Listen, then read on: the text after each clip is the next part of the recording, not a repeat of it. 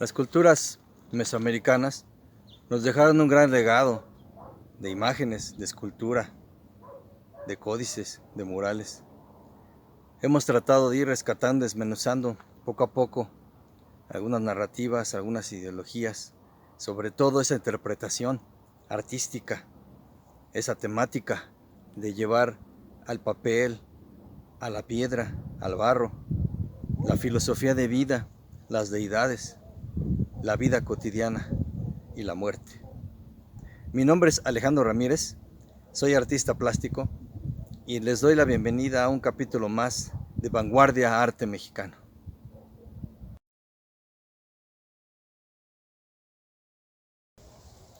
Amigos, seguimos analizando el arte prehispánico, uno de los más maravillosos, para mí, de las mayores manifestaciones y más maravillosas manifestaciones de arte que ha tenido el ser humano sobre la faz de la tierra.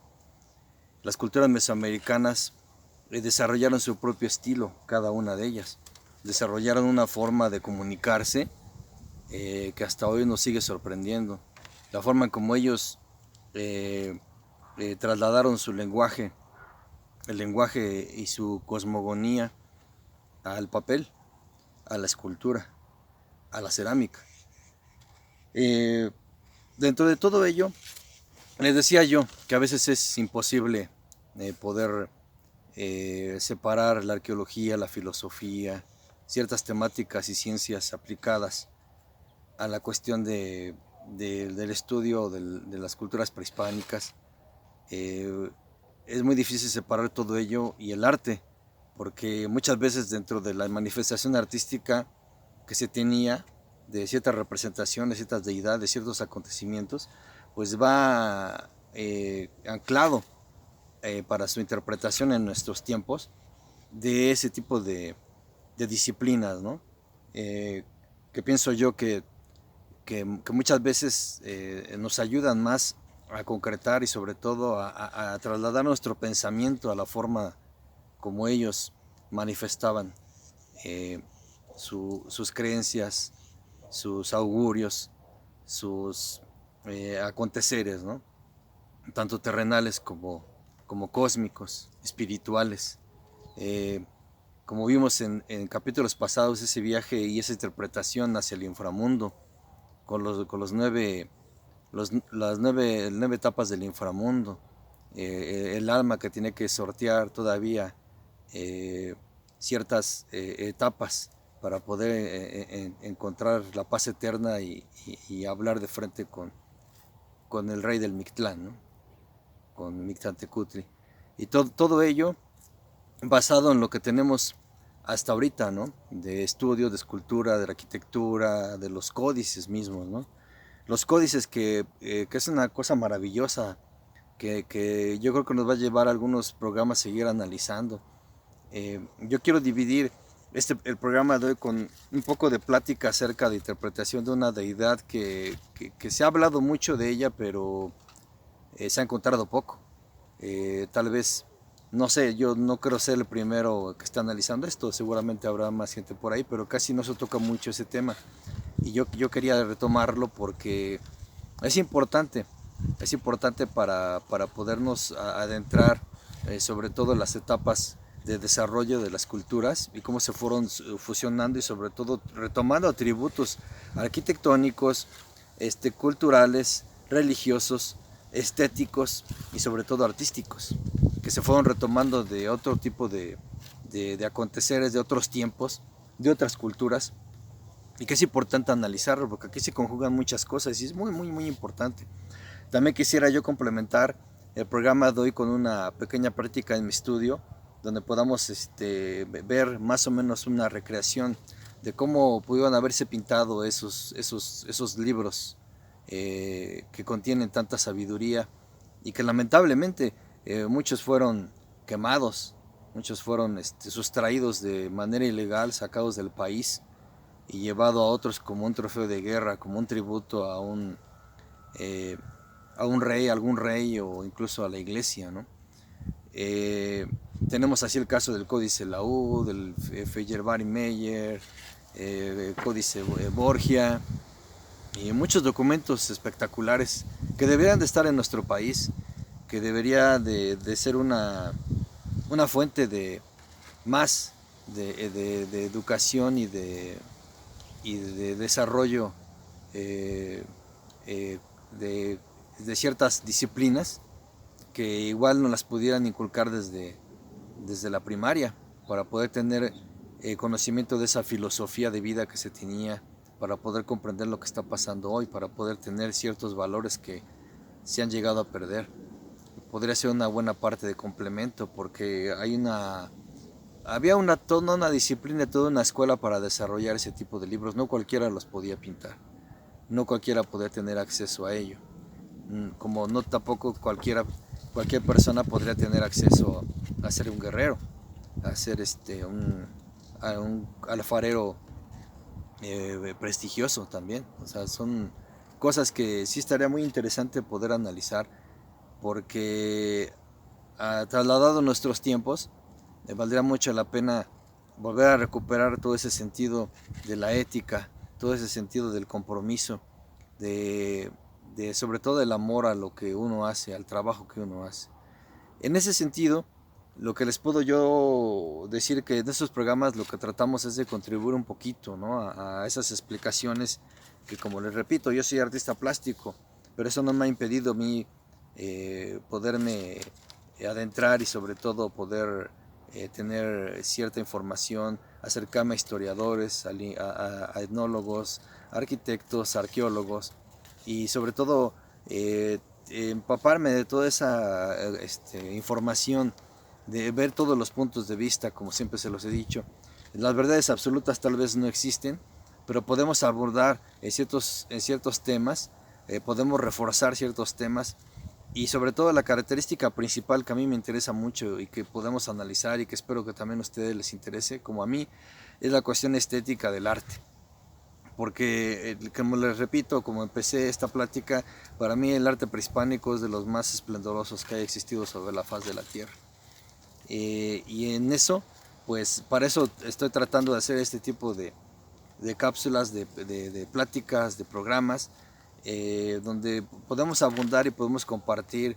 Les puedo transmitir ciertas cosas de las cuales yo he podido ser testigo, otras cosas que he experimentado como artista, y sobre todo esa fascinación, ¿no? Esa fascinación que siempre he tenido sobre este tema, y que espero que también ustedes se contagien un poco de todo ello para poder tener una herencia que le podamos dejar a nuestros hijos, donde ellos puedan analizar desde otro punto de vista, no solo de lo que nos han dictado los libros y la academia, sino ver el propio punto de vista, argumentar, estudiar, leer, opinar y crear nuestro propio punto de vista, ¿no?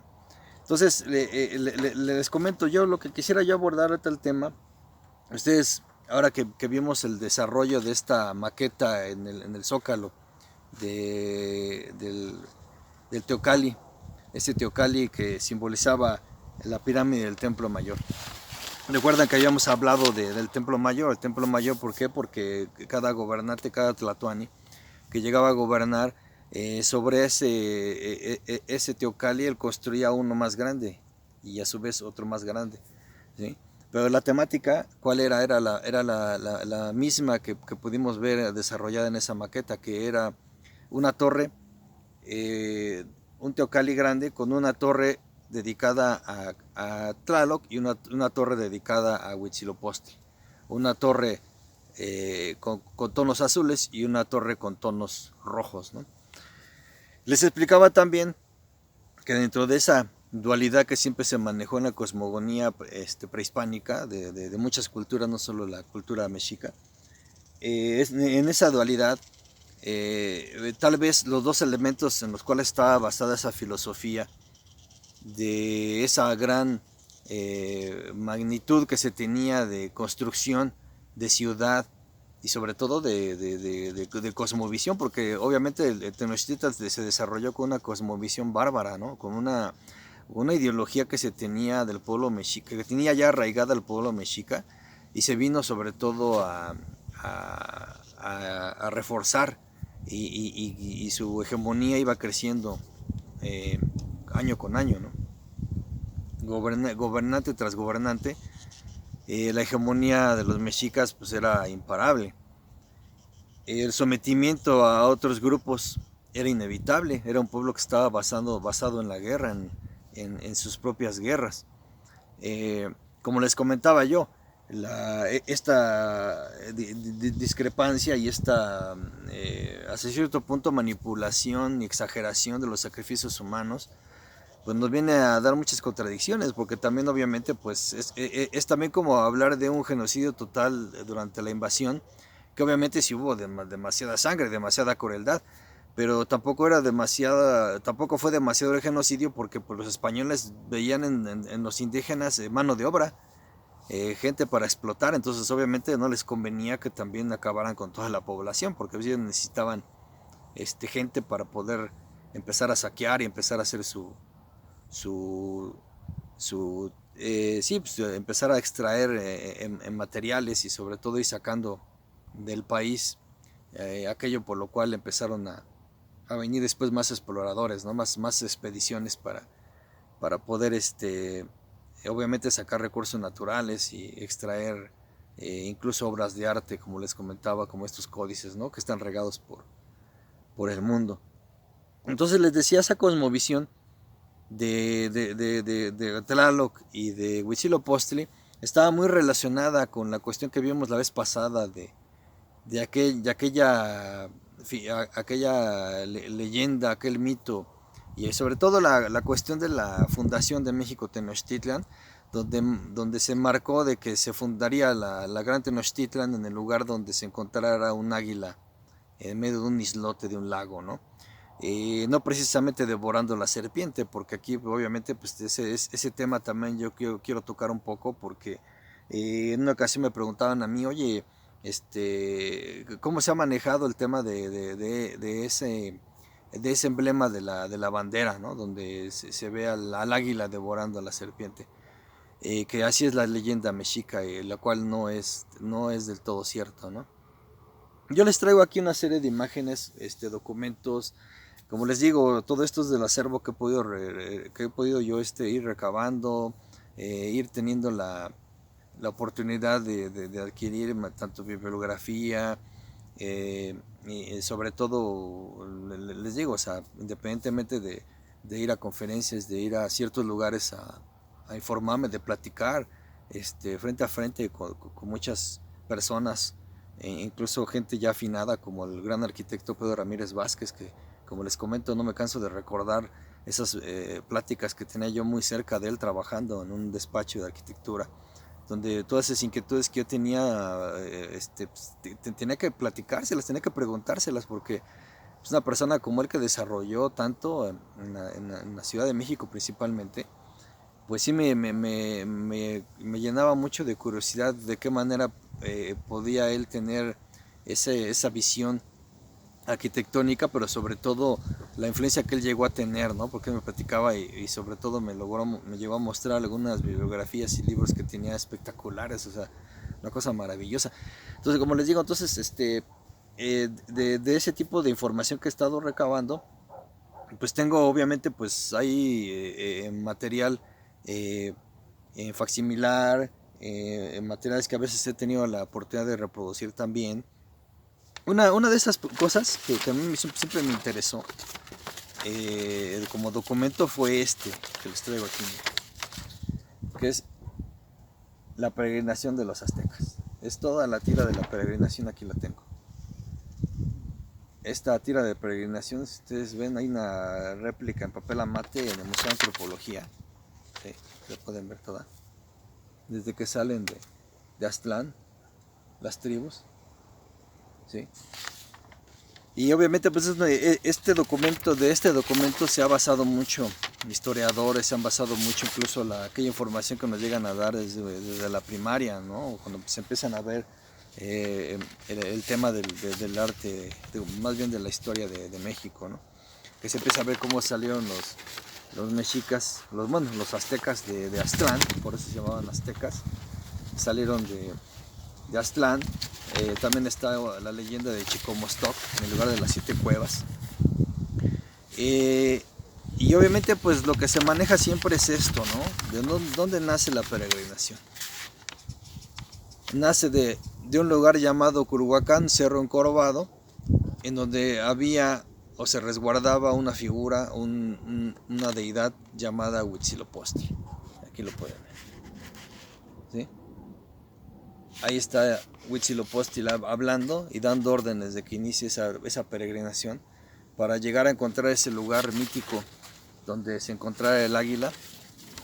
Insisto, no devorando una serpiente, o sea, no hay una información tal cual que nos diga que el águila estaba devorando a la serpiente, ¿no? Pero obviamente, bueno, pues en esos términos se basa, ¿no? la idea, ¿no? de la fundación de México Tenochtitlan.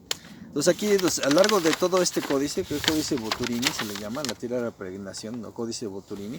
Obviamente este es un códice ya realizado después de la llegada de los españoles. Obviamente incluso los dibujos que ustedes pueden ver ya no son los dibujos que estuvimos viendo en los códices mixtecos, ¿no? Por ejemplo, el códice Laud o Fejeber y Meyer. Ustedes pueden ver que estos ya son dibujos ya más estilizados y con un estilo ya obviamente de que nos habla que este documento pues ya fue elaborado después de la llegada de los españoles, ¿no? ya con cierta influencia de ello. Entonces, como les decía, documentos como este muchas veces lo toma la gente como referencia total, verídica, que no se le puede cambiar nada, no se le puede modificar absolutamente nada. Pero obviamente, como les decía, hay veces que hay información, sobre todo la información después de la llegada de los españoles, que a cierto punto ha sido, pues de alguna manera, desde tergiversada hasta mal interpretada. Y obviamente pues un códice como el códice Boturini de Tierra de la Peregrinación se toma como un documento histórico, como un documento digamos, sí, aparte de histórico por el tiempo en que se elaboró, pues se toma también como una referencia casi como histórica, pero no histórica en el sentido como lo vemos ahorita de que es un documento histórico, sino histórica de que prácticamente hay autores que basan que la fundación de México Tenochtitlan y la peregrinación de los aztecas fue tal cual, así como está en el códice. O sea, no hay como verle nada, porque si un indígena lo dibujó, dibujó la leyenda, entonces esa es la historia de la fundación de México Tenochtitlan, ¿no? Pero entonces obviamente pues llegan más estudiosos, llegan gente que de alguna manera no refuta de mala manera esto, sino ni tampoco lo increpa, más bien lo desmenuza. Y eso es lo que a mí siempre me ha gustado de ciertas interpretaciones, ¿no? Desde gráficas hasta en este caso, de bibliografía o de documentos, ¿no? De que se puede desmenuzar, y si con el paso del tiempo y con ciertas investigaciones que ya han habido se puede reinterpretar de alguna manera, ¿no?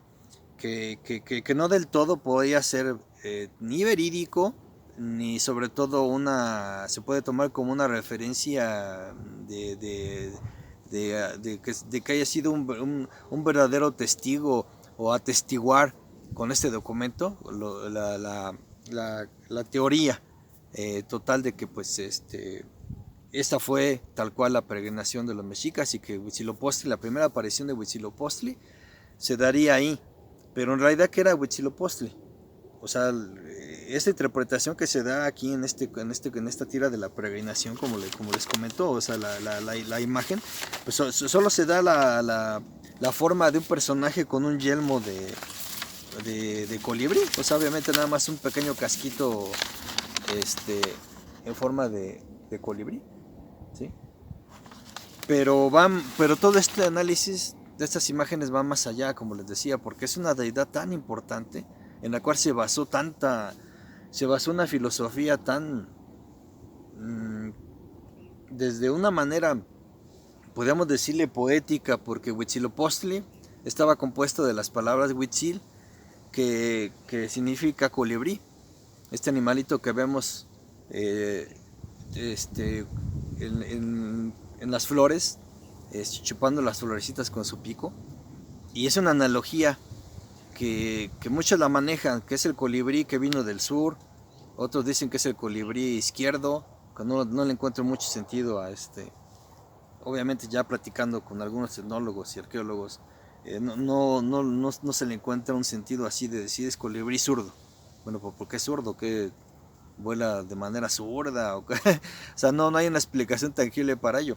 Hay una interpretación que me ha gustado mucho, una interpretación que incluso en una ocasión así de rápido pude platicar con el maestro León Portilla, que le decía, oiga maestro, ¿no cree usted que la verdadera analogía o el verdadero significado de Huitzilopochtli puede haber sido ese colibrí bebedor de sangre, bebedor del néctar? Que en este caso era el bebedor del néctar de las flores. Y aquí se podría manejar como lo manejó la cosmogonía mexica, que vendría siendo el colibrí bebedor del néctar de los hombres, del néctar de la sangre en este sentido, ¿no? Y él me decía, pues podría ser una interpretación, porque en realidad esa deidad, ese ente llamado Huitzilopochtli, era el más temido, digamos, dentro del panteón mexica, por así decirlo, de las deidades. Era aparte la persona por la cual se lanzaron a veces sangrientas guerras, tributos, ¿sí? Esto que les decía yo, que a pesar de ser controlado el sistema de sacrificios que se llevaban a cabo, pues se llevaban a cabo y se hacían en su honor, o sea, de esa deidad. O sea, no, era una deidad tan exigente, tan sobre todo, podría yo decir de una manera muy cruda, que demandaba esa sangre, ¿sí? Para poder ser venerado. Entonces, dentro de toda esa cosmovisión que les digo, dentro de toda esa interpretación, pues podemos hallar muy pocas imágenes de Huitzilopochtli. Yo les digo, esta me llama mucho la atención y siempre me llamó mucho la atención porque hay veces incluso en la escuela, yo recuerdo mucho en la etapa de secundaria que decían, bueno, pues vamos a hacer un dibujo pues que de Tlaloc, pues un dibujo de Quetzalcóatl, ¿no? Las deidades más conocidas, ¿no? Pero cuando nos tocaba el tema de Huitzilopochtli, siempre se recurría en las papelerías, en los libros, antes no había internet, pero dentro de uno podía recabar de información de los libros, sobre todo, ¿no? Algunos libros y sobre todo las monografías de la papelería. Bueno, a veces nos topábamos con que la única imagen de Huitzilopochtli era esta grande que ustedes ven aquí, ataviado y con su escudo, el yelmo de colibrí, aquí lo ven, y aquí pueden ver en su mano su Cihuacóatl, que era una Cihuacóatl, su serpiente estelar, su bastón, ¿no? Con el cual combatió y a todos estos los 400 guerreros que salieron a luchar junto con Coyolxauhqui cuando estos guerreros quisieron matar a Coatlicue. Entonces Huitzilopochtli sale del vientre de Coatlicue, sale ataviado y con esta serpiente de fuego empieza a acabar uno por uno de todos ellos, de todos esos guerreros que querían acabar con Coatlicue por haber ofendido, ¿no? El honor y salir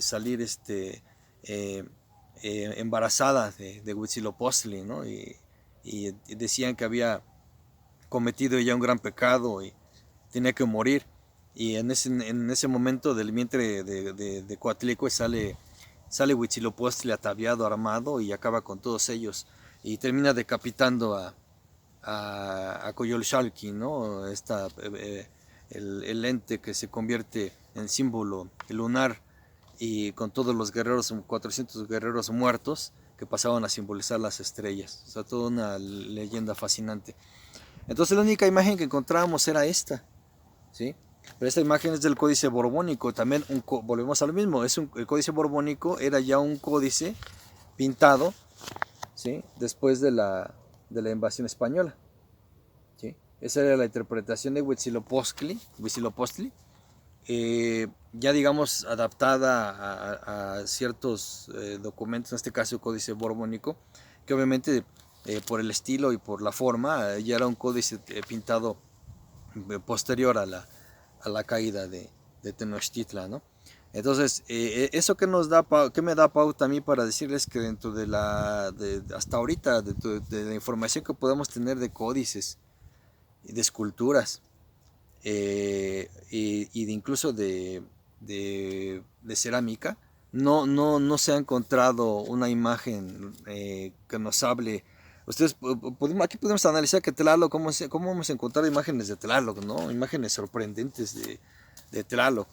Entonces, nos habla, miren, aquí está, les quiero mostrar esta Xcoyotl, ahí aparece ya desmembrada, ¿sí? Por Huitzilopochtli. Así quedó Coyolxauhqui, ¿no? Pero por ejemplo, vean, o sea, incluso cómo nos aparecen imágenes, ven aquí, Tlaloc, ¿sí? Tlaloc. Cómo tenemos un sinnúmero de imágenes de Tlaloc, de Quetzalcóatl, no se diga, ¿sí? De Mictlantecutli, también. O sea, todas las interpretaciones que se tuvieron de todas esas deidades importantes, ¿sí? Del desarrollo de toda esa cosmovisión del panteón de los antiguos nahuas. Pero no hay una imagen, así como la de Tlaloc, así como la de Coyolxauhqui, que nos hable de Huitzilopochtli. Hay una imagen, la única que se ha podido, digamos, relacionar hasta cierto punto, porque no ha sido al 100%. ¿Se recuerdan esta imagen? El Teocalli de la Guerra Sagrada, ¿sí? Que les decía yo que está el águila emitiendo el grito de Atlachinoli, ¿no? Corriente de agua, corriente de fuego. De este Teocalli de la Guerra Sagrada, la parte de enfrente es esta, ¿no? La que les acabo de mostrar, ¿sí? Más bien la parte de atrás. Y la parte de enfrente de Teocalli estaban las escalinatas, con los años de la fundación, con un disco solar en medio, y de este lado, este personaje, ¿sí? Que fue relacionado con Huitzilopochtli, ya que trae el el atavío de colibrí. Incluso aquí también podemos ver que se está gritando el grito de guerra, Tlachinoli. Les decía yo, esa es la imagen que se ha podido, digamos, de cierto modo relacionar con una representación de Huitzilopochtli, ¿sí? Y si bien esa imagen podía estarnos hablando de que pues el Huitzilopochtli podía ser la representación en ese Teocalli de la Guerra Sagrada, aquí miren, aquí lo tengo incluso de forma lineal, por si lo pueden ver para que lo aprecien mejor, de esta manera, ¿sí? Si bien nos habla de una representación de Huitzilopochtli, aquí hay una duda, porque a este Huitzilopochtli le falta un pie, ustedes pueden ver, ¿sí? ¿Y a qué deidad le faltaba un pie? A Tezcatlipoca.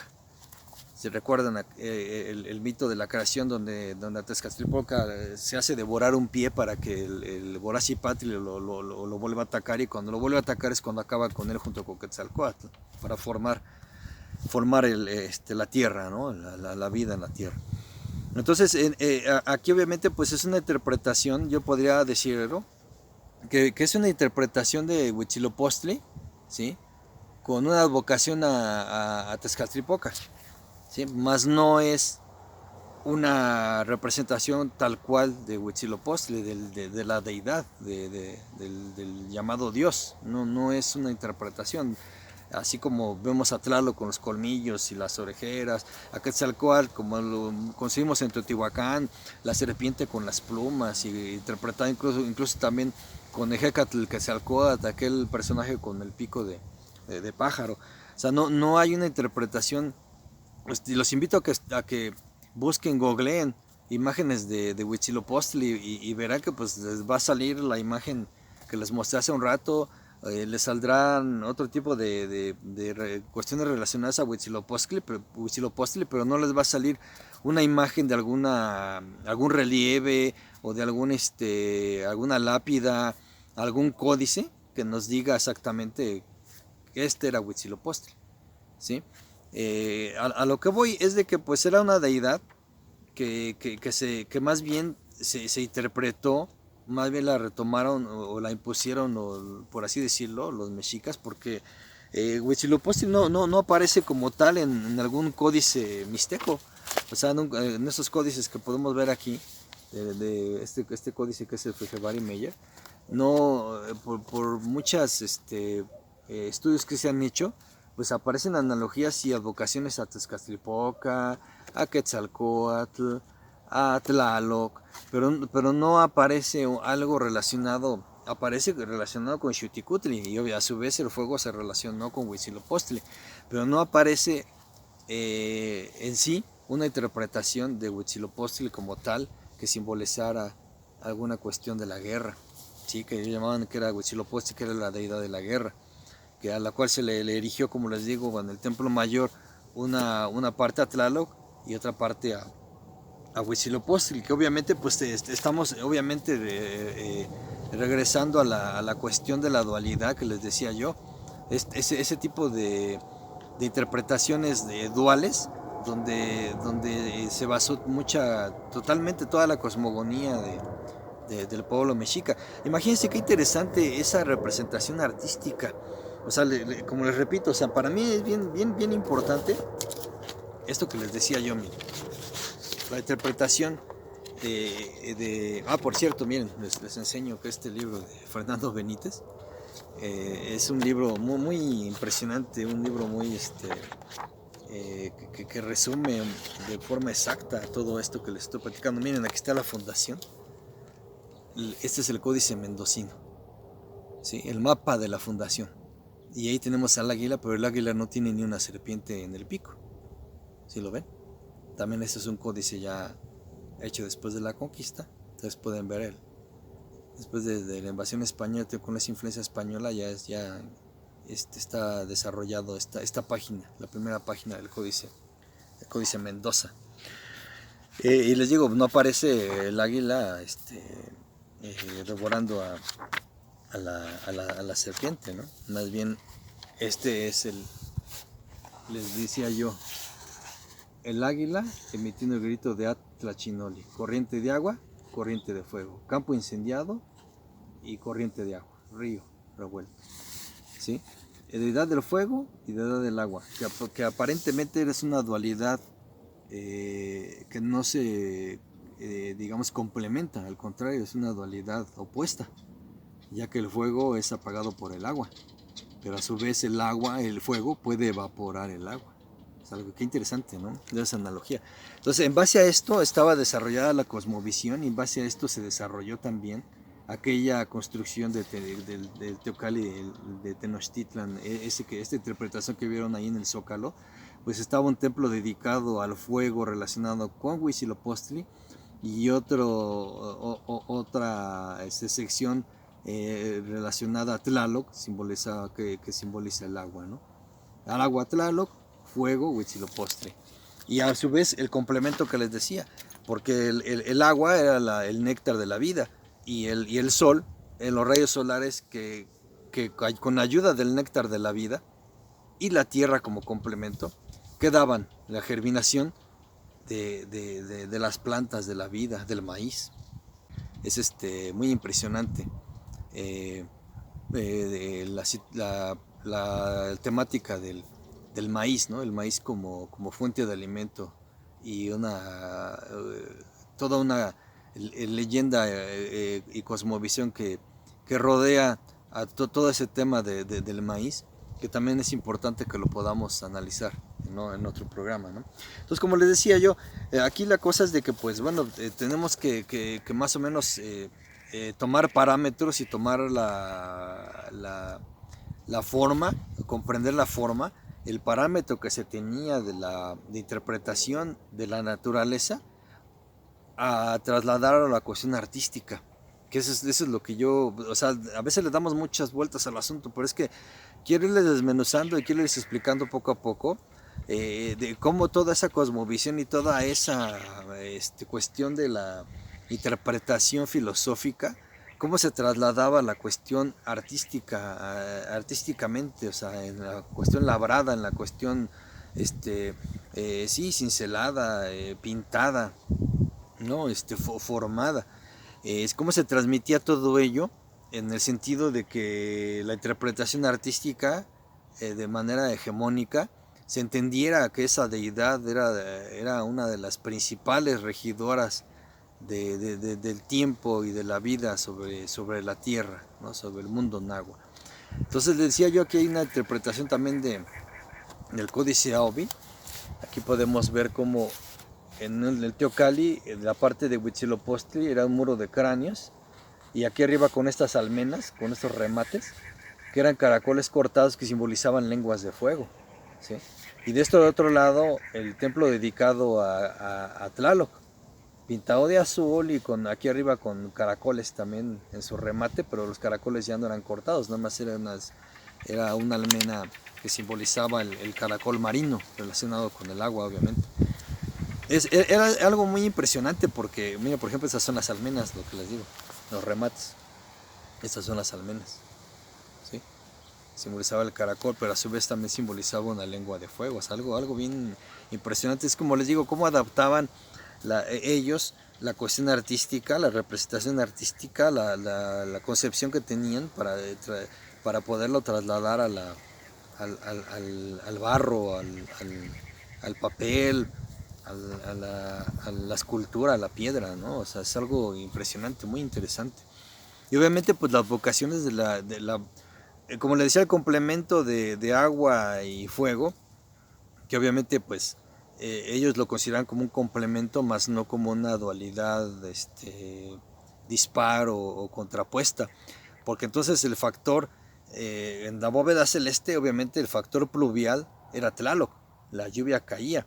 Entonces, relacionado con los tlaloques, aquella leyenda que les decía que los tlaloques, que eran los como ayudantes de Tlaloc, que al romper sus vasijas con un palo en el cielo, tronaban y eso formaba el rayo y empezaba a caer el agua, vertiendo el agua de esas vasijas, ¿no? Y que aparte, bueno, pues la vocación asociada a Tlaloc, el agua, que el agua benefactora de la siembra, de la dadora de vida, de la comida. Pero obviamente que necesitaba el agua y la tierra, necesitaba sol para poder germinar. Entonces ahí donde empieza el factor sol, la luz solar, empieza el calor, las llamas, el fuego. El complemento de que esta deidad de Huitzilopochtli estaba también asociada a Xiuhticutli, a la deidad del fuego. Y Tlaloc obviamente a la deidad de Chalchicuitle, ¿no? Aquella eh, vigilante de las aguas terrenales, por así decirlo, ojos de agua, ríos, mares, ¿no? Entonces es algo interesante porque en base a esa cosmogonía se relacionó para poder edificar y para poder representar la gran Tenochtitlan, ¿no? Esos dos templos edificados arriba de la pirámide, ¿no? Que nos hablaba de ese complemento y de esa dualidad cósmica de vida y sobre todo de la cuestión que se empezó a tomar en el sentido de que pues la deidad de la guerra pues era la que demandaba la captura de prisioneros, la invasión de otro tipo de terrenos para poder marcar una hegemonía. Entonces les decía yo que es algo bien interesante porque Huitzilopochtli aparece en la tira de la peregrinación, documento ya después de pintado después de la llegada española, y aparece Huitzilopochtli en el Códice Borbónico, también un documento realizado después de la llegada de los españoles. Entonces que nos está hablando que las dos imágenes que puedan haber ahí de interpretación de Huitzilopochtli pues son con influencia española, porque no había hasta la fecha no se ha encontrado monolito, un códice, una cerámica en sí que nos hable que ese era Huitzilopochtli, la interpretación de Huitzilopochtli. Entonces nos da a entender que Huitzilopochtli estaba muy, muy anclado en el pensamiento, en esa filosofía diaria de los mexicas, eso que los lanzó a tener sangrientas guerras con pueblos vecinos, y que se demandaba ese sacrificio, ¿no? Ese autosacrificio a veces, ¿no? Que se debía de tener para poder venerar a esa deidad. Como les comento, es algo bien importante porque pues esas imágenes de Huitzilopochtli tal vez nos darían un poquito más de información si existieran, si pudiéramos verlas de manera tangible. Porque bueno, en los centros ceremoniales obviamente de los diferentes pueblos nahuas, pues recordemos que estaban desarrollados, erguidos por un teocalli, por un tecpal que venía siendo un sitio donde se guardaba tributo, y un tianguis, o sea, un lugar donde había comercio, ¿no? Entonces es que en realidad conformaba una comunidad antigua, ¿no? Y hemos encontrado vestigios obviamente, de los teocalis, incluso de los tecpas, de centros de adoración de las deidades. De los tianguis no se diga, pero ni en uno ni otro se ha podido encontrar o conseguir información que nos hable de esa temática escultórica, representativa, artística de Huitzilopochtli. Es algo muy interesante, les digo. O sea, tal vez no se había tocado mucho el tema. Yo desde cuando quería tocar ese tema, de que en realidad una documentación gráfica, artística, sí, pictográfica de Huitzilopochtli, en realidad no hay mucho, no hay mucho de ello, porque esa deidad pues más bien era eso, ¿no? Estaba en el imaginativo náhuatl mexica. Era obviamente interpretado, era venerado, pero lo más curioso es que no hay una interpretación como las que hemos visto, tantas de Quetzalcóatl. Hemos visto muchas de Quetzalcóatl, hemos visto muchas de Tezcatlipoca, hemos visto mucho de Tlaloc, no se diga, ¿no? Creo que uno de los más famosos que la gente identifica es Tlaloc, precisamente, por todas esas apariencias y toda esa evidencia que se ha encontrado en los sitios arqueológicos de distintas eras. Y es donde les digo que es algo bien interesante, porque pues cuando se desarrollaron documentos como este que les muestro del códice Fejevari Meyer mixteco, de la Mixteca entre Puebla y Oaxaca. O sea, es algo bien interesante porque cuando se desarrolló todo este material pictográfico, ¿sí? Esto fue mucho antes de la fundación de México Tenochtitlan. México Tenochtitlan se fundó en 1325. Estamos hablando que estos códices, estas interpretaciones, pueden haber sido de un par de cientos de años antes de la formación de la fundación de México Tenochtitlan. Ya existían este tipo de documentos, ¿no? Y obviamente una de las imágenes que más se representa es la imagen de Tlaloc. Es algo bien impresionante cómo se representaba a Mictlantecutli, se representaba mucho a Tlaloc, se representaba mucho a deidades que aparecen mucho en toda la cerámica, en toda incluso en piezas de murales, ¿no? Aquí les hablo de Tlaloc. Tlaloc estaba interpretado ya con esas anteojeras y los colmillos, ¿sí? La nariz, vean cómo esta nariz, esta nariguera, como es muy similar a la de Chac, de la deidad maya del agua, ¿no? Aquí incluso traigo el códice de Dresde también en facsimilar, y la deidad de Chac, cómo estaba relacionada o cómo estaba interpretada, también como Tlaloc, ¿no? Con esa nariguera que simbolizaba el rayo. No se diga también en las esculturas, edificios dedicados a Chac. Mira, aquí podemos ver, aquí está un Chac. A ver si lo alcanzan a ver. Esta deidad, pues sí, obviamente, pues la deidad del agua, ¿no? Cómo estaba relacionada con... Miren, aquí está Chac. Este es Chac. Y vean cómo tiene su nariz. La nariz. Esa nariz que simbolizaba el rayo. Es muy similar a la nariz que tenemos en el códice Fejevari Meyer, en la cual les digo que es bien importante cómo se empezaron a desarrollar artísticamente la interpretación de estas deidades. Aquí está la nariz, ¿no la pueden ver? Cómo había ya ciertas características que se combinaban y se tomaban como referencia, porque obviamente este códice, incluso vean a lo que siempre me ha llamado la atención, la tabla de los números, esta sección de números, vean, muy parecido al sistema numérico maya. Esto es una interpretación que muchos etnólogos, arqueólogos y estudiosos han evadido mucho, ese concepto. Ustedes pueden decir, ¿cómo sabían que había un símbolo de más? En realidad, bueno, pues se interpreta como que no era en sí que ellos tuvieran esa concepción del símbolo más.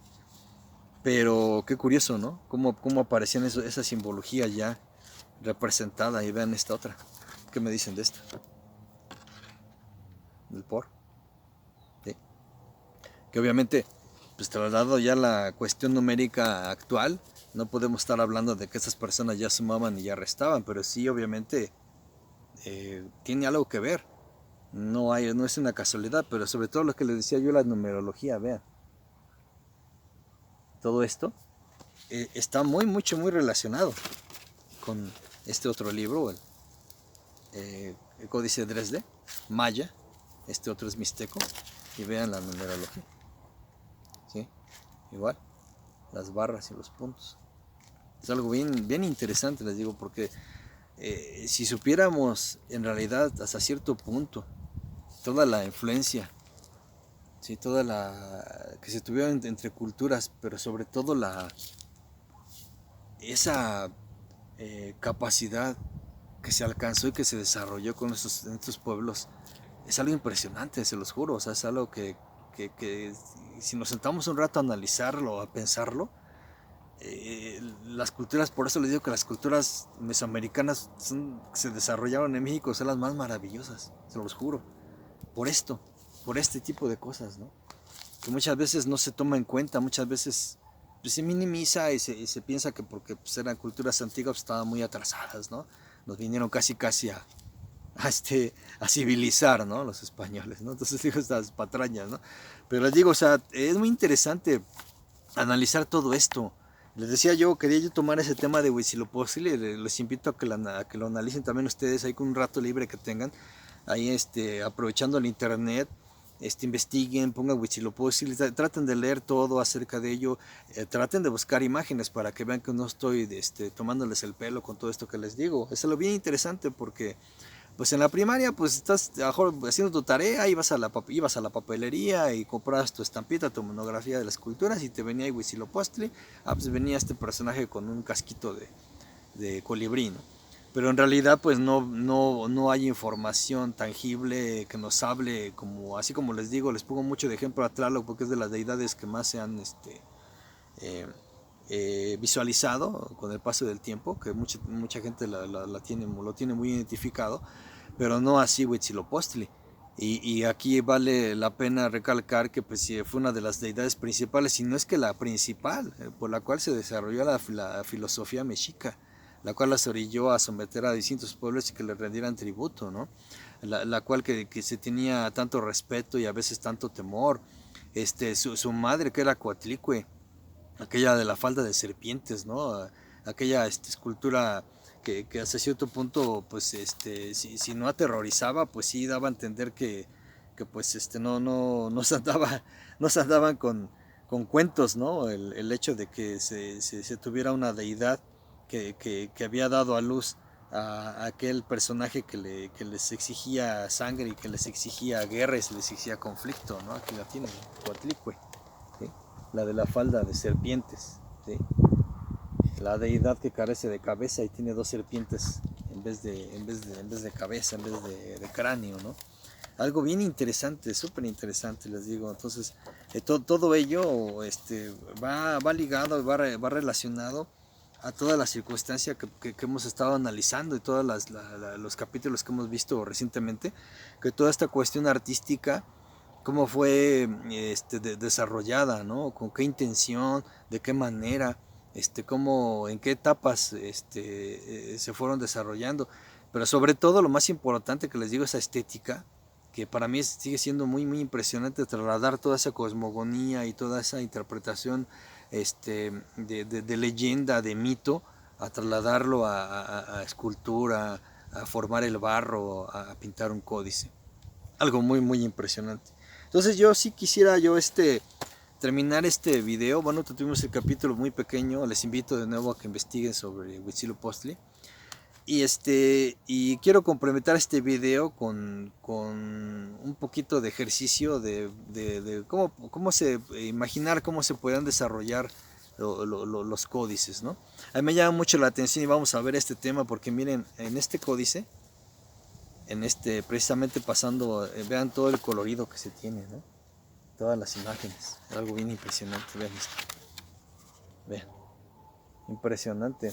Entonces, a mí me llama mucho la atención que en esta página, vean que aquí simplemente no se pintó. ¿Sí ven? Como si hubiera interrumpido, se pintaron algunas partes, pero otras ya no. Interesante, ¿no? Esto me lleva al tema que quiero irles platicando conforme vaya yo más o menos explicándoles una pequeña interpretación de cómo se pintaba un códice. Entonces, ahorita voy a interrumpir este video, esta plática, y pues vamos a ver esto que les he preparado para que podamos hacer una pequeña práctica en estudio, ¿no? Del desarrollo de los códices. Bueno, ya estamos aquí. Vamos a hacer un pequeño ejercicio. Déjenme acomodar un poco aquí la cámara, que no se mueva. Espero que tenga un buen ángulo para poder trabajar y que ustedes puedan apreciar más o menos, ¿no? Tengo una hoja aquí, es de papel amate. Recuerdan el papel amate, papel artesanal, papel indígena que le llamaban. A mí siempre me ha encantado la textura, la forma de este papel y sobre todo cómo fue empleado muchas veces, ¿no? Para hacer cierto tipo de documentos, los códices, ¿sí?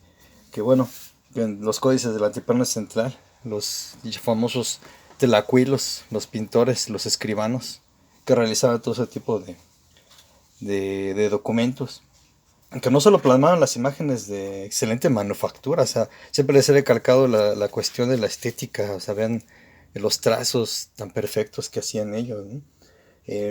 Imprimieron sobre todo complicados mensajes y cuando abundan todos los significados, las escenas representadas, y cada elemento, cada icono, su posición, tamaño, color, pues todo eso denotaba una cierta información muy específica.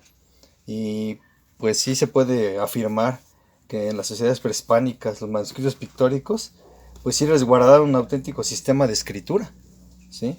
Y gracias a todo este tipo de estudios que se han hecho, desde etnográficos, pictográficos y de manufactura, de arqueología y incluso hasta de filosofía, como siempre les recalco, pues no solo podemos tener la oportunidad de interpretarlos, sino hasta cierto punto de leerlos, ¿no? Es algo muy, muy interesante, ¿sí? Y pues sí quisiera yo compartirles un ejercicio, ¿sí? Una escena que siempre me ha llamado la atención del Códice Borgia. En este caso, esta página, aquí la pueden ver, donde aparece la deidad Xolotl, ¿sí? Relacionada con los perros, ven la cara, ¿sí? Y en esta trecena, porque esta viene del Tonapolhualli del Códice Borgia, nos está hablando del fin del quinto sol. Aquí tienen incluso el símbolo de Olin con las barras de los mundos, de la leyenda. ¿Se acuerdan de la leyenda de los soles, no? Y que este quinto sol es el sol de terremoto. Incluso aquí está la serpiente, esta serpiente que está incluso seccionada, nos habla de movimiento telúrico, que este mundo, este sol, el quinto sol en el que vivimos, será destruido por fuertes temblores. Y creo que no estaban tan errados en su pronóstico, ¿no? Porque pues, hemos padecido de movimientos telúricos a veces muy, muy espantosos. Pero bueno, aquí les decía yo la composición, que muchas veces la escuela del Tlacuilo Pues yo pienso que se pudo haber repartido en dos vertientes, se pudo haber clasificado en dos vertientes. Una era que había el maestro Tlacuilo ya experimentado, que desarrollaba la técnica para poder pintar los libros, ¿no? Recuerden que había un proceso, estaban los aprendices y estaban los pintores ya consagrados, por así decirlo, ¿no? Y en este ejercicio que quiero compartir con ustedes, me gustaría pues poner las dos opciones que hay que en estudio, ¿no? Porque he estado recabando información y les decía yo que me llamaba mucho, mucho la atención que había en este mismo códice de Fejebar y Meyer, que había una sección en cual una figura parece que no la pintaron, que parece como si la hubieran dejado así en blanco a propósito, o ya no hubo tiempo de pintarla o algo pasó. Aquí la pueden ver. Esta figura se le pintó solo la cara, un poco aquí el corazón, este detalle de su bastón, pero incluso aquí aparece otra figura también, como si no hubieran alcanzado a pintarse o por alguna razón no se pintaron, porque está todo el trazo. Entonces esto nos podría hablar de que primero se trazaba había una escuela en la cual se trazaba primero la figura, el contorno negro, y después había otra, se le pasaba el libro a otros escribanos que rellenaban con color esos detalles. Aquí podemos ver otros detalles de los cuales no están pintados. Esta ave también, si lo pueden ver. Llama mucho la atención porque de ahí en fuera todos los demás, todas las demás deidades y personajes están pintados. ¿Sí lo ven? Y llama mucho la atención principalmente esta sección, en donde parece como si fuera incompleto, ¿no? Porque incluso recuerden que, como les mencionaba, a veces el color, la posición en este caso de la deidad simbolizaba algo, pero también los colores en ciertos aspectos de su vestimenta y su atuendo significaban algo. Entonces aquí sí, de hecho, con algunos estudiosos y algunas personas que he consultado, sí dicen que esto no fue dejado a propósito, sino que por alguna razón este personaje no se pintó. Entonces es algo que siempre me ha llamado la atención, pero bueno, aquí lo que quiero más o menos es recrear un poquito. Espero que sí lo puedan ver bien, que no se, que tenga un buen ángulo aquí. Estoy tratando de acomodar esto para que se pueda ver bien. Incluso no sé si apagar la lámpara. No sé si se ve mejor así. Tal vez. Pero bueno, la prendemos. Bueno, vamos a ver. Estoy tratando más o menos de acomodar, perdón. Disculpen. Estoy tratando de buscar un ángulo donde ustedes lo puedan ver mejor. A ver, espero que ahí. Voy a empezar a hacer un trazo. Como les dije, directamente en el papel. Que tal vez esa era la forma, la clásica por la cual se empezaban a pintar los códices, ¿no? Eh, el trazo era muy uniforme. A mí lo que me impresiona es eso, ¿no? De que tenían ya una habilidad para poder desarrollar este tipo de trazos. Y sobre todo, vean, ahorita yo lo estoy haciendo con un pincel moderno, con pigmentos modernos, pero en realidad antes pues se ocupaban otro tipo de materiales, ¿no? Sí existía el pincel tal cual como este de pelo, pero pues eh, obviamente pues no tendrían la calidad pues los que estoy utilizando yo en este momento, ¿no? Pero bueno, aquí para desarrollar el ejercicio nos sirve mucho, ¿no? Recuerden que pues todo esto era una escuela, era una eh, parte de la sociedad de los antiguos mexicanos que se dedicaban los tlacuilo.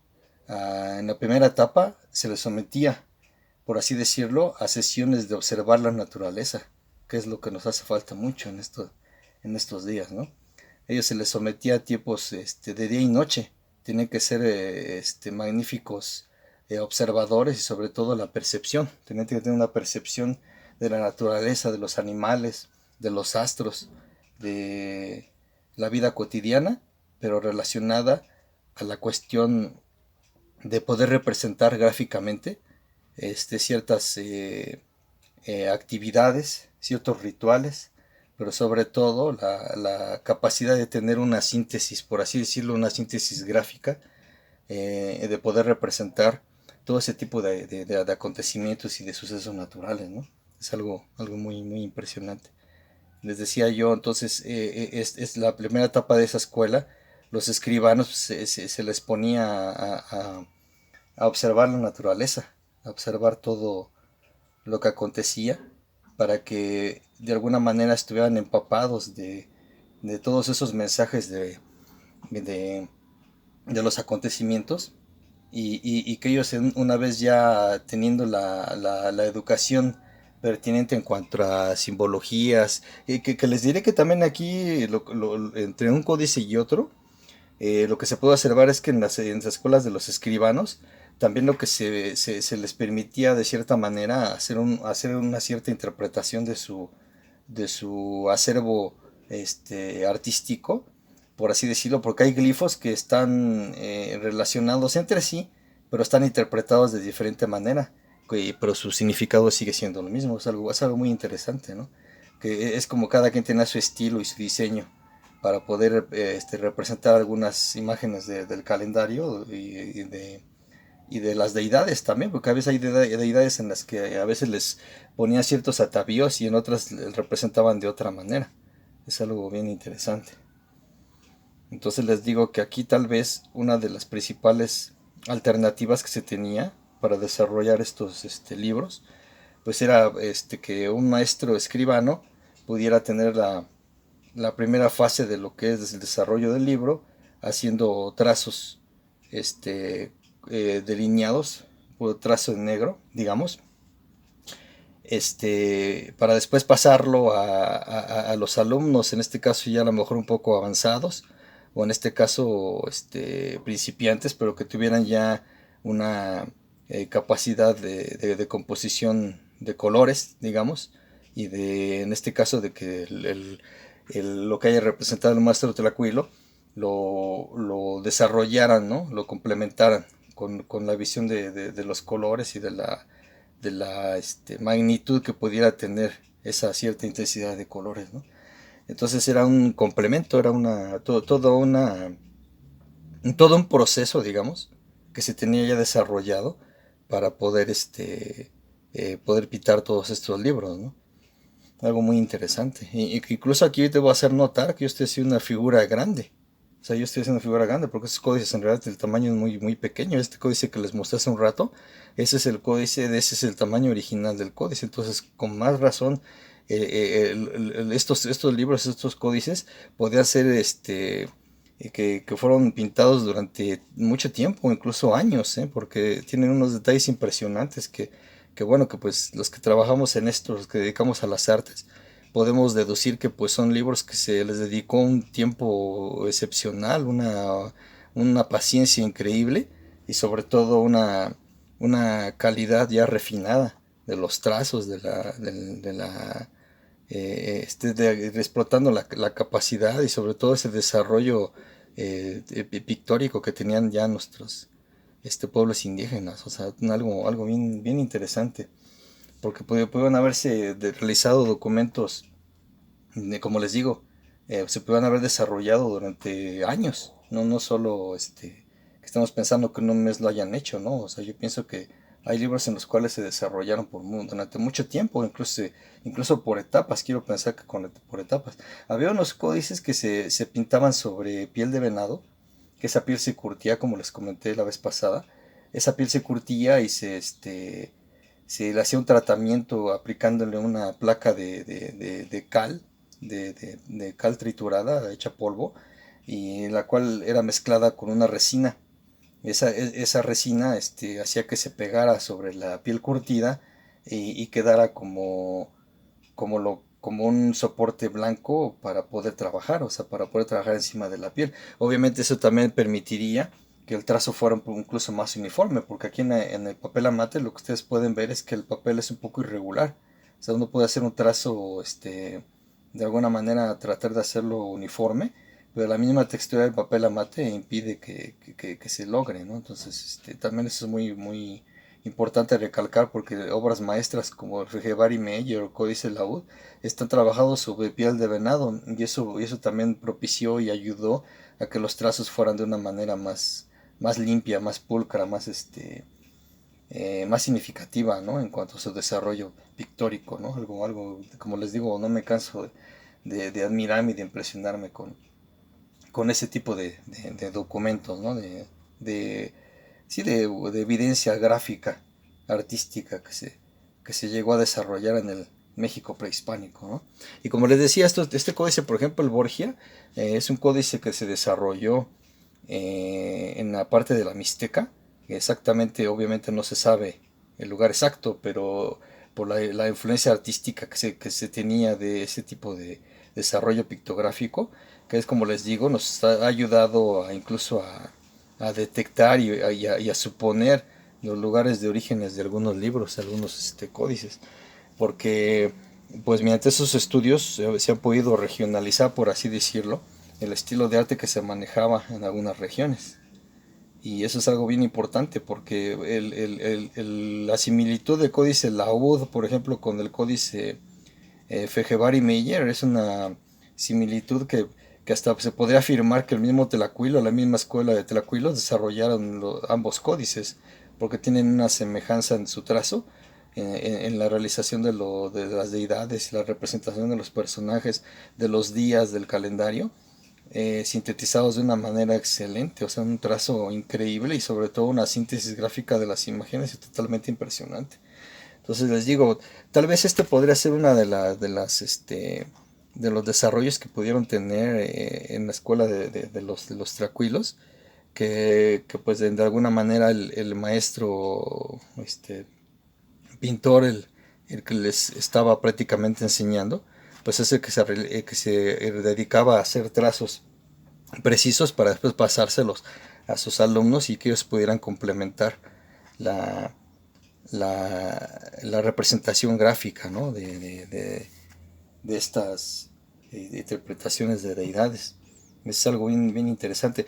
Aquí les recuerdo, les decía, yo les platicaba, recuerdan que la leyenda esa de los soles, ¿no? Donde recuerdan, ¿no? Que primero hubo un sol de agua y que después hubo un sol, que ese sol de agua, pues, que toda la gente que habitaba se convirtió en pez, ¿no? Y se acabó ese mundo inundado, ese mundo desapareció por fuertes inundaciones, que después se desarrolló otro sol, vino otro sol que el sol de tigre, que el sol al llegar al mediodía y se hacía de noche, salían los tigres a devorar a la gente, ¿no? Y que era un mundo habitado por gigantes y que después se destruyó ese mundo y pues ya no pudo ser habitado, ¿no? De alguna manera. Y después vino el sol de lluvia, pero de lluvia de fuego, en el cual dicen que hubo ese mundo, ese sol se destruyó por grandes erupciones volcánicas, ¿sí? Y entonces todo eso hizo que se desapareciera toda la vida, ¿no? Y que después vino el sol de viento, que el sol de viento que también se desarrolló, pero se volvió a destruir porque hubo acontecimientos de huracanes y de vientos fuertes que pues hicieron que incluso los hombres se resguardaran en los montes y se convirtieron en monos. Es algo bien interesante, ¿no? Y después vendría el quinto sol, que es el sol en el que estamos viviendo ahorita, y que ellos pronosticaban que este sol iba a ser destruido por el movimiento de la Tierra, por los temblores. Y creo que pues no estaban tan equivocados como les comenté, porque sí, en realidad que este quinto sol, pues sí, una de las características de los desastres naturales que hemos padecido han sido precisamente los temblores. Entonces, yo creo que en esa filosofía, los antiguos mexicanos, había mucha veracidad y sí, presagios que parecían descabellados, pero creo que ya no tanto. Entonces digo, todas esas interpretaciones, incluso aquí, como le decían, esta lámina, que este dios Xolotl, que está acompañado de ciertos atavíos y ciertas interpretaciones de signos que simbolizaban ello, ¿no? Como les decía, que tengo esa es otra página, miren, que estoy pintando es este. Y aquí vean cómo está el sol de movimiento, las barritas que simbolizan los cuatro soles anteriores y el quinto es donde estamos en la actualidad. Esa serpiente, como les decía, que está seccionada, nos está simbolizando el movimiento telúrico, ¿sí? Entonces, obviamente, pues aquí nos están narrando todo un sistema en lenguaje pictográfico que nos está narrando, nos está complementando, aparte de la imagen, nos está complementando con con simbología, que obviamente todo esto tenía que una representación y un significado, ¿no? Para ellos. Entonces, toda esa información, que obviamente, pues digo, con los estudios que se han hecho ahorita, pues se puede interpretar de diferentes maneras. Hay veces que solo basta con decir, bueno, el personaje o la figura que aparece es la deidad tal y está acompañada con ciertos atavíos, pero muchas veces se complementa con las demás imágenes que lo acompañaban y obviamente cambia la connotación. Y una vez ya pintada la base, eh, yo pienso que aquí lo que hacían era después, encima de estos tonos, poder empezar a detallar de esta manera. ¿Sí? Incluso aquí los perfiles negros bloqueados, el maestro Tranquilo tuvo que haber empleado de nuevo su pincel fino para poder detallar ese tipo de detalles, ¿no? Sí, de alteraciones que pudieron haber habido de invasión de color. Después les decía yo que lo que probablemente pasó fue que después de aplicar el color base, se pudo haber iniciado un remate sobre el tono, ¿sí? En este caso, pues no, abunda el color negro, como les decía en la imagen de Xolo, ¿sí? Y de esta manera se pudo haber empezado a detallar la forma, ¿no? La composición, esa decoración del rostro, ¿no? Que incluso algunos guerreros la empleaban, ¿sí? Como símbolo de jerarquía y de vocación hacia una deidad, en este caso Tezcatlipoca, ¿no? Como pudo haber sido ese tipo de técnica la que se pudo haber desarrollado también, digo, en base a las diferentes formas de apreciación de los códices, de los manuscritos. Había veces en que yo pienso que pudo haber sido de una manufactura de varias manos, por así decirlo, ¿no? Que participaron varios tlacuilos para poder ir desarrollando la temática y sobre todo que el libro quedara de una manera impecable, ¿no? Entonces les decía, la otra opción que pudo haber sido también, como les decía, en esta parte de abajo, que si ustedes ven pinté un pie también sin la línea negra. Le di un poquito de espacio y de tiempo para que se pudiera secar. Entonces, una vez aplicado, podría ser la línea negra y rellenar la figura.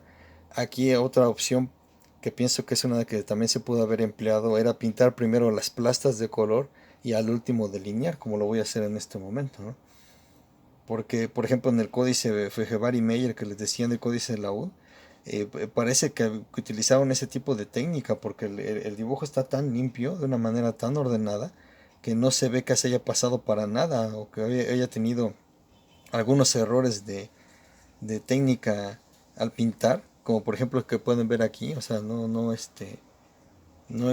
se encuentran ese tipo de detalles donde haya espacios que hayan rebasado la línea, ¿no? La pintura base, ¿no?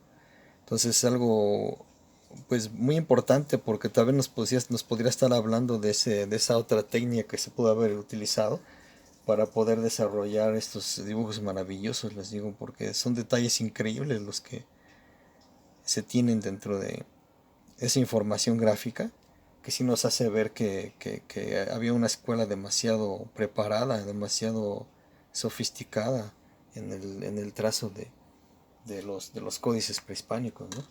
Les comentaba la vez pasada que también ando haciendo una representación, una réplica. A ver, déjenme quitar tantito que después lo voy a continuar, después se los mostraré cómo quedó. Y les voy a mostrar este otro, que también estoy pintando. Esta es unas páginas del Códice Trocortesiano, o Códice Madrid, ya se los había mostrado, que habla acerca de los acontecimientos climatológicos, en este caso de un huracán. Aquí podemos ver a la serpiente de Kukulcán, relacionado con el dios de la muerte, que aquí lo podemos ver también, y también relacionado con Chak, aquí lo pueden ver. Les hablaba del Chak, el de la nariz, que simboliza el rayo, ¿no?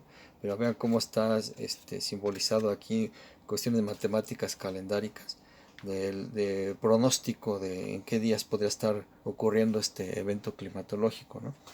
Y si ustedes pueden ver aquí los trazos son diferentes. Aquí la cuestión, vean los estilos de los tacuilos. este estilo un poquito, pues sí, puedo decirlo así, un poquito más gordo, ¿sí? Este códice sí está hecho en papel amate, el original de este códice. Igual como les decía, con una capa de cal preparada el papel y el trazo. Tal vez por lo que les decía yo que la textura a veces no es tan uniforme, tal vez por eso el trazo se ve un poquito más burdo, ¿no? En algunas partes, ¿no? E incluso les digo, o sea, la escuela de Tlacuila, pues, si ustedes se dan cuenta, pues es un poquito diferente a la escuela de los tracuilos, de los nahuas, ¿no? Aquí tengo, por ejemplo, este es el códice Dresde, es el códice Madrid. Tal vez pudieran haber sido pintados ambos en la misma época, pero si se dan cuenta, los trazos son diferentes, ¿sí? Uno con otro, ¿no? Este como que tiene una escuela un poquito más borda, un poquito más relajada, y este tiene detalles impresionantes, o sea, vean el detalle de las deidades, ¿sí? Todo la simbología, es algo muy impresionante, vean. Sí, y eso está pintado sobre el papel amate. Este sí tiene distintos detalles, que obviamente pues ya por el maltrato de paso del tiempo, se ha caído un poco la pintura, pero yo creo que de recién manufactura debe haber estado increíble ver este libro, ¿no?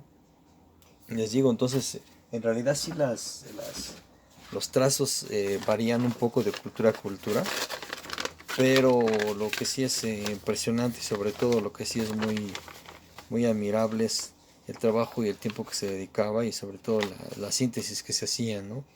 De simbolizar, por ejemplo, aquí podemos ver una tortuga, ¿no? De simbolizar los animales. Aquí estamos viendo que tal vez hubo un acontecimiento astronómico, un eclipse, que lo pueden ver. Aquí podemos ver otra tortuga y una rana, mira, descendiendo en el agua, ¿sí? Que se nos está hablando de que obviamente los animales pueden haber estado también afectados por este evento climatológico. Algo muy impresionante. Entonces aquí también, si ustedes se dan cuenta, aquí el trazo es un poquito más gordo. Estoy tratando igualmente de imitarlo porque me gusta mucho hacerlo en reproducción, ¿sí? Pero pues este es parte de lo que les quería yo compartir. Voy a seguir trabajando en este. Y pues es parte de lo que les quería compartir, de que vieran cómo se podían realizar estos libros magníficos. Voy a tratar de seguir y continuar con este más adelante para podérselos mostrar ya terminado. Y pues yo creo que esta explicación nos podría dar más o menos un antecedente, una idea, ¿no? De cómo se pudieron haber trabajado ese tipo de libros y sobre todo esa magnitud del conocimiento y la síntesis y la representación artística gráfica que desarrollaron nuestras culturas, que no debemos dejar de admirar. Bueno, hemos desarrollado o recreado más bien dicho, parte del arte que se desarrollaba en aquellos libros fantásticos, en los Tonalamat, que se desarrollaron con distintas técnicas, pero sobre todo el trazo, la cuestión gráfica de cómo se representaba aquella deidad, aquella vida cotidiana, aquel ritual, algo muy impresionante. Mi nombre es Alejandro Ramírez, me dio mucho gusto estar con ustedes. Vamos a seguir desarrollando temáticas relacionadas al arte, el arte prehispánico, el arte maravilloso, el arte de los tiempos. Me dio mucho gusto nuevamente estar con ustedes. Nos vemos en la próxima.